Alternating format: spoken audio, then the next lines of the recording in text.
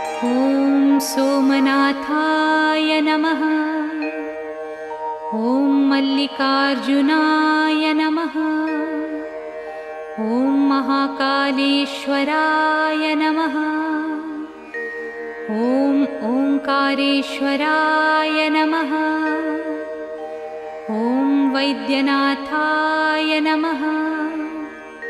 ॐ भीमशङ्कराय नमः।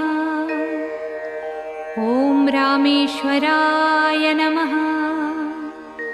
ॐ नागेश्वराय नमः। ॐ विश्वेश्वराय नमः। ॐ त्र्यम्बकेश्वराय नमः। ॐ केदारेश्वराय नमः। ॐ भुस्मेश्वराय नमः।